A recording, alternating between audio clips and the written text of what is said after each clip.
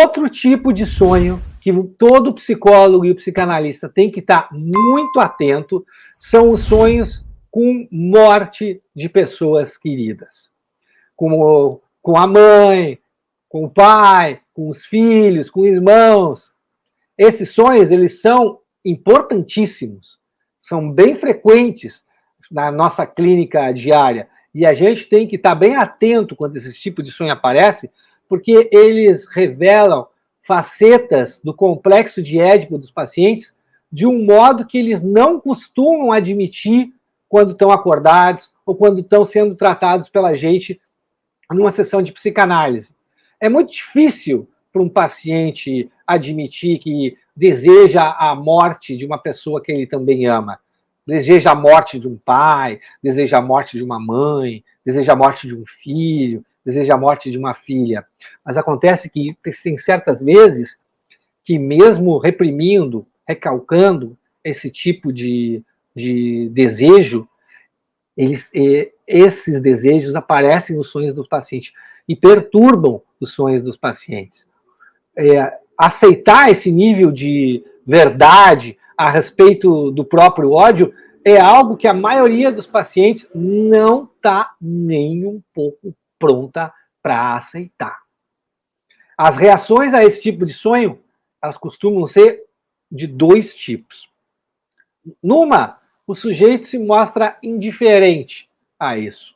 Não sente culpa, não sente medo, não fica perturbado, não fica transtornado com o que está acontecendo.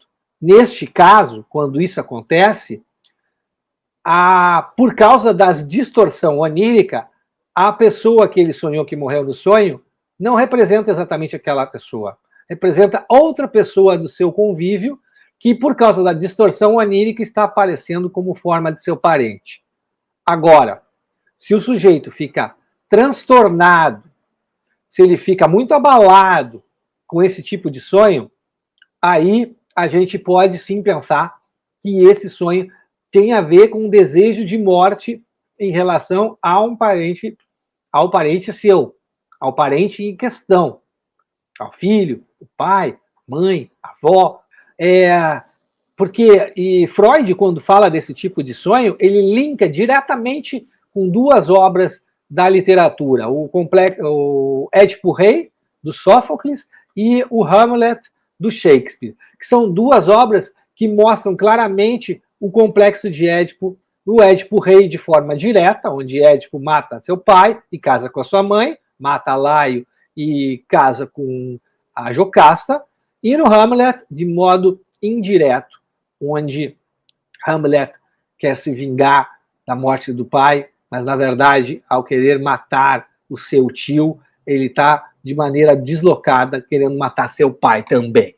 Uma aluna que aplica meu método, que aprendeu a diagnosticar e se empoderou da técnica de interpretação dos sonhos, seguindo passo a passo que eu ensinei, ela trouxe um caso de uma paciente que sonhava com a morte da irmã dela, que tinha uma série de limitações físicas e psicológicas e precisava que essa irmã provesse tanto financeiramente como também em cuidados para essa irmã.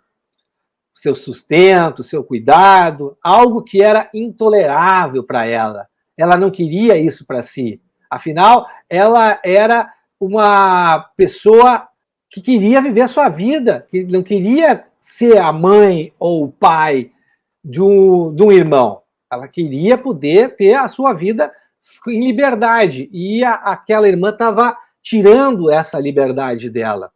A paciente, ela não estava preparada para receber uma interpretação direta dessa parte, dessa questão na terapia.